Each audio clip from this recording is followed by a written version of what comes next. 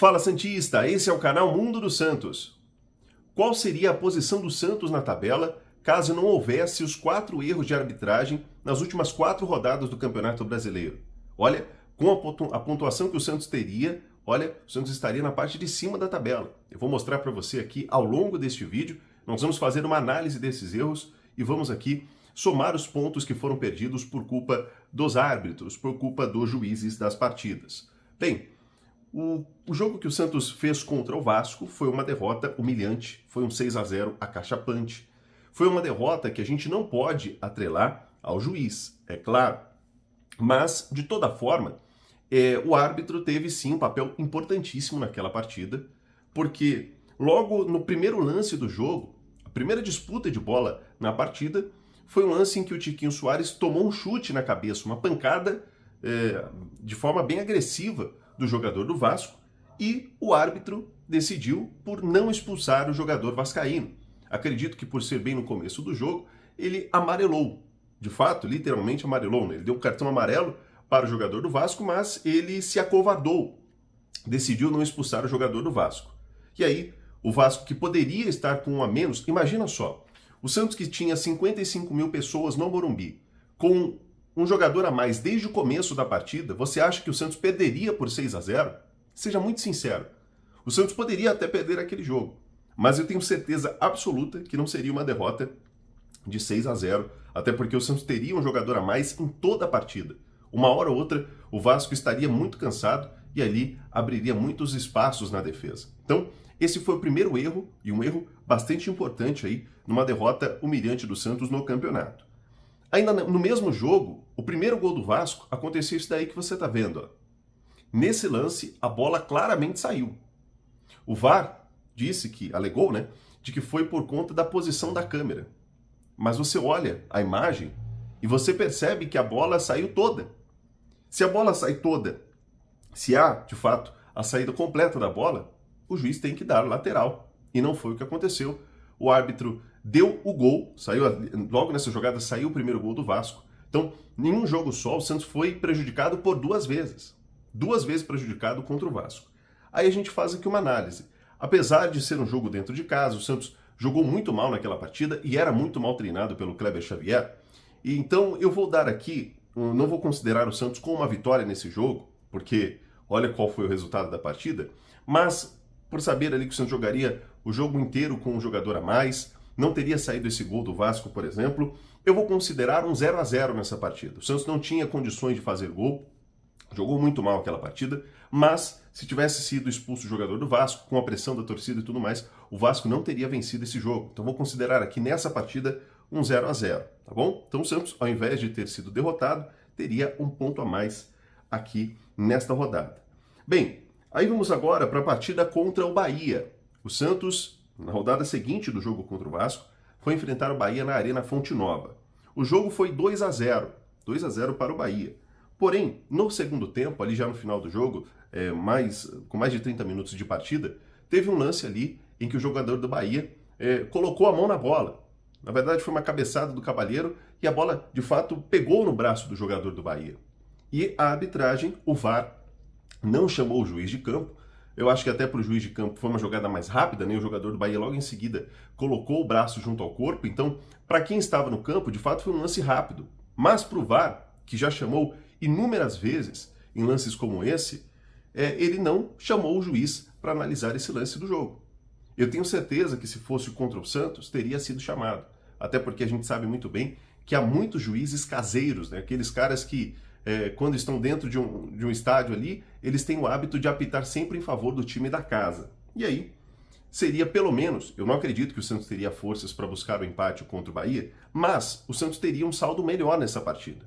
O Santos perderia, na minha visão, esse jogo, não mudaria o resultado final da partida, apenas alteraria o resultado, sim, de 2-0 para 2-1. Então o Santos, ao invés de sair com -2 de saldo nesse jogo, sairia com um saldo negativo. Então o Santos perderia, na minha visão, contra o Bahia, mesmo com o gol de pênalti, não faria diferença no resultado final, né? Nos 3 pontos aí o Santos não conseguiria nem um ponto contra o Bahia. Bem, aí na partida seguinte do campeonato, o Santos fez um jogo contra o Fluminense. Nesse jogo contra o Fluminense, o Santos fez um gol no último lance da partida, um gol do Tiquinho Soares, gol de cabeça, num cruzamento. E teve um impedimento bem duvidoso, tá? Muito duvidoso. A imagem que foi utilizada para análise do VAR foi uma imagem bem pixelada, né? Desculpa aqui o trava-língua, né? Mas foi uma imagem bem pixelada. O que seria isso? É aquela imagem que não tem tanta nitidez. Quanto mais você aproxima, mais pixels são mostrados ali na imagem e não te permite fazer uma análise de fato se o corpo do Tiquinho Soares estava à frente ou não do jogador do Fluminense. Então, na minha visão, é um impedimento duvidoso. Eu, nessas situações de dúvida, eu sou a favor de que se mantenha a decisão de campo. Neste caso, a decisão do árbitro, né, a decisão do bandeirinha ali, do assistente, foi de impedimento. Então, por mais que o impedimento tenha sido duvidoso, a gente até está colocando aí o vídeo, né, a imagem para você, por mais que seja um impedimento duvidoso, na minha visão, quando há a dúvida, deve se manter a decisão do campo. A decisão do campo nessa situação aí foi de não gol. Então, na minha visão, poderia manter aí um não gol. Mas é um impedimento, como eu disse, duvidoso, é um impedimento, sim, questionável. A gente tem sim que questionar quais são os critérios para analisar um impedimento numa situação dessa. Eu até entendo, por exemplo, que o momento mais importante do futebol é o gol. Então deve sim, nesses casos, priorizar o gol. Se o jogador ali de ataque estava um fiozinho só mais avançado, eu acredito que essas linhas ali da defesa, né, deveriam ser um pouco mais grossas do que a linha do ataque. Porque a torcida vai para campo para ver gol, para poder comemorar. Então eu entendo que a regra talvez deveria ser mudada, mas já que a regra é essa, na minha visão, deve-se manter o entendimento de campo, e ali foi dado não gol. Então, na minha visão, manteria-se o resultado em 0-0, tá? Manteria este resultado. Bem, aí na outra partida, a partida deste final de semana, foi Santos e Atlético Mineiro. Aí sim a gente teve uma situação bem chata, uma situação de pênalti claríssimo no jogo contra o Galo. Como você viu, o Neymar estava ali cara a cara com o goleiro Everson, ele chutou a bola de uma forma bem fraca, foi um chute muito ruim do Neymar, mas o Scarpa chegou bem atrasado e pegou o tornozelo do Neymar, que logo caiu. O Santos não reclamou do pênalti, eu não consigo entender como os jogadores não viram penalidade naquele lance, né? Ele chegou atrasado, a bola ainda estava em jogo, a bola ainda estava em campo, estava na mão do goleiro do Atlético, então o juiz sim poderia ter dado muito bem o pênalti no campo, e não só no campo, mas o VAR que estava ali analisando as imagens, Neymar parou o jogo para ser atendido e tudo mais, ele teve muito tempo para analisar tudo isso e chamar o juiz no VAR, né? Chamar o juiz para fazer a análise daquela jogada, e ele não fez isso. Então, mais uma vez o Santos foi prejudicado, e esse sim seria um ponto importante para o Santos, porque o Santos estava melhor na partida, foi logo no primeiro tempo, e o Santos tinha tudo para ganhar esse jogo. Então, na minha visão, o Santos teria aí pelo menos 3 pontos no jogo contra o Atlético, né? Ao invés de 1, o Santos voltaria para casa com 3 pontos na bagagem. Agora, depois que eu falei todas essas situações, a gente vai fazer aqui uma análise de qual seria a posição do Santos de acordo com a pontuação que eu apontei para vocês aqui, tá? O Vasco, neste momento, ele estaria com 22 pontos. Então, ele estaria próximo ali da zona de rebaixamento, porque ele teria empatado com o Santos, né? Não teria, ele já estaria próximo da zona de rebaixamento, junto ali com o Vitória, com a pontuação igualada. O Santos estaria, neste momento, em 13º com 26 pontos, ou seja, o Santos teria pelo menos 3 pontos a mais aí do que tem hoje, e estaria a 5 pontos de diferença da zona de rebaixamento. 5 não, 4 pontos, né? 4 pontos de diferença da zona de rebaixamento. Então, olha, o Santos saltaria, hoje que ele está em 16º, o Santos saltaria para 13º, 4 pontos de distância da zona de rebaixamento, com 26 pontos no campeonato. O saldo do Santos, que hoje é de menos 11, olha o saldo horroroso do Santos, né? Seria de menos 3. Então, com um ponto contra o Vasco, aí contra o Bahia, o Santos perderia de 2-1, então teria um saldo negativo de menos 1. Contra o Fluminense, eu manteria o resultado aí de 0-0. E contra o Atlético, o Santos venceria por 2-1. Então o Santos, neste cenário, estaria em 13º, 26 pontos, 5 pontos, ou melhor, 4 pontos a mais do que o primeiro time na zona de rebaixamento e com um saldo de menos 3. Hoje, o saldo do Santos é de menos 11, no Campeonato Brasileiro. Se a gente considerar uma vitória contra o Fluminense por conta daquele impedimento bem duvidoso, aí a situação do Santos seria muito melhor, hein? O Santos estaria em 10º lugar no Campeonato Brasileiro. Em 10º lugar. O Santos estaria, inclusive, à frente do próprio Fluminense. E o Santos estaria, neste momento, com 28 pontos no Campeonato Brasileiro. O Santos estaria aí com mais de 6 pontos, com 6 pontos, na verdade, à frente do primeiro colocado na zona de rebaixamento. Para a gente ver como esses pontos perdidos aí pelo Santos no campeonato fazem falta, né? O Santos hoje estaria na segunda, ou melhor, na primeira parte da tabela do campeonato, estaria inclusive brigando para uma vaga na pré-Libertadores.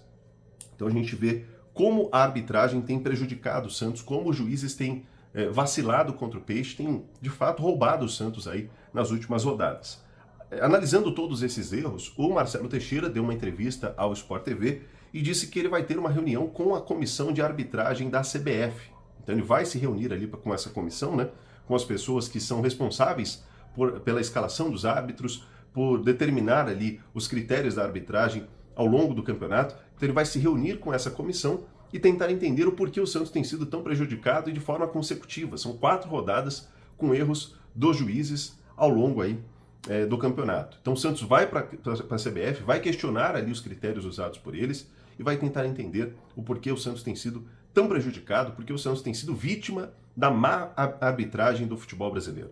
É isso que tem acontecido. O Santos tem sido uma vítima dessa má arbitragem e eu espero que isso mude a partir de agora. Eu não quero que o Santos ganhe ou vença alguma partida roubada, não. Eu não quero que o Santos vença um jogo sendo beneficiado. Pelo contrário, eu quero que o árbitro dentro de campo ele faça o que tem que ser feito, ele seja justo, não só para o Santos, mas também para o adversário. O Santos precisa ganhar na bola e não ser prejudicado e nem beneficiado pelos juízes dentro do campo. Na verdade, eu quero saber a sua opinião aí, se você acha que os juízes de fato têm roubado o Santos, e o Santos tem sido vítima da má arbitragem do futebol brasileiro. Deixe aí nos comentários a sua opinião. Olha, o Santos poderia estar em 10º lugar no campeonato, hein?